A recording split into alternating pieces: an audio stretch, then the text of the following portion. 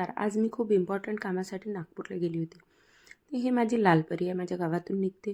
माझ्या गावातून मला जायचं होतं नागपूरला. सफर खूपच लंबा होता म्हणून मी थोड्याशा मधातच कुकीज घेतल्या.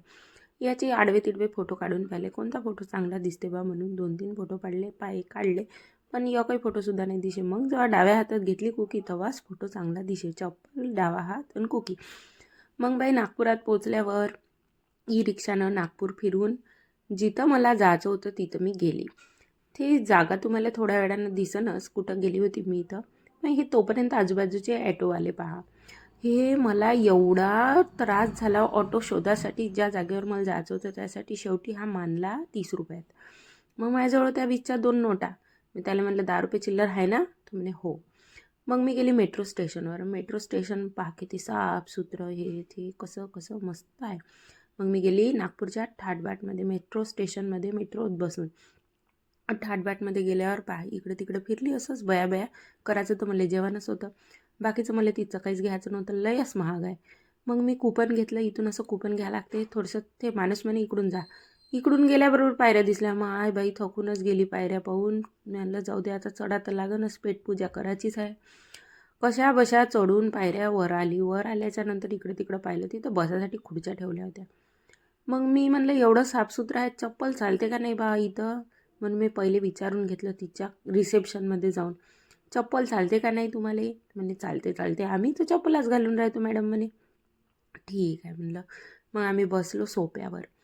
मी बसली सोप्यावर. मग आणले बा चांदीचे ताटण, चांदीच्या वाट्यान, चांदीचे ग्लास. बापा का होय तो थाट बाट आणि काय मान मर्यादा. मग मी हातगीत धुवून चला बा आता तुटून पडाव जेवणावर म्हणून जाऊन बसली. मग मी त्याला म्हणलं व्हिडिओ काढू ना? ते म्हणे हो काढा. बाई मग कढी वाढली. मग ते कायचं होतं वरण वाढलं. एवढी चांगली हॉस्पिटॅलिटी होती. अरे बापा 5-5 मिनिटांनी काही देऊ का जशी मी त्याची येईन आणि ते त्याईनं मला पोरगी दिली अशी माई हे चालू होती. वर खाल आणि मस्त पनीरची भाजी होती. काय म्हणे बा, पनीर बटर मसाला आहे म्हणे, टमाटर आलूची भाजी आहे म्हणे, छोले आहे म्हणे, शेंगाची भाजी आहे म्हणे, मटकीची मुंगाची उसळ आहे, मुंगाची वरण आहे म्हणे, पापड होता, कचोरी होती, त्याच्यानंतर मूग होते मोड आलेले, हिरवी चटणी होती कायची तरी, दहीवडा होता आणि एक बंगाली मिठाई होती सोबतच. छाछ होतं. छाछमध्ये 2 ऑप्शन होतं, जलजिरा आणि छाछ. एकही वस्तू चवीले बेकार, एकही वस्तू सुधी नाही. जेवढे त्याईनं शान मारून वाढलं का नाही तेवढं ते काहीच नव्हतं. असंच फक्त खायचं म्हणून खाल्लं आम्ही. साऱ्या भाज्या गोड चवनाधव. विदर्भातल्या लोकांसाठी काही हे होय नाही. बाजऱ्याच्या पोळीवर गुळ आणि तूप दिलं हे मला खूप आवडलं. आणि मिस्सी रोटी दिली होती एक कायची होतं आणि एक साधी पोळी. आणि सोबतच लोणचे गिंचे होते. एक होतं मिरचीचा ठोसला, आंब्याचं गोडवालं लोणचं, मिरचीचं लोणचं, गाजर आणि मिरचीचं मिक्स लोणचं, चिंचीची चटणी, असे 3-4 चटण्या होत्या वेगळ्या. जेवली मग बाहेर जाऊन बसली. बापा काय पोटभर जेवली होती मी. बापरे. मग म्हणलं थकली तर आता केस धुवून घ्यावं. मग बढिया केस धुतले, हेअर स्पा केला. केसाले त्यानं मलम लावला. कोणता इथं खराब झाले म्हणे ताई तुमचे केस म्हणे.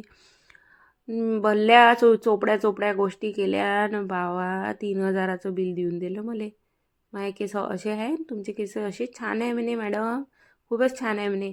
पण म्हणे तुम्ही म्हणे याची अशी काळजी घेत जा, तसा शॅम्पू लावत जा, हे करत जा ते करत जा. म्हटलं कर बा आता तू का करतं. तर म्हणलं एका टोपात ठेवलं त्याच्यातून वाफा येईन. मग हे माझे केस असे दिसायला लागले, जरा चांगलेच दिसायला लागले म्हणा.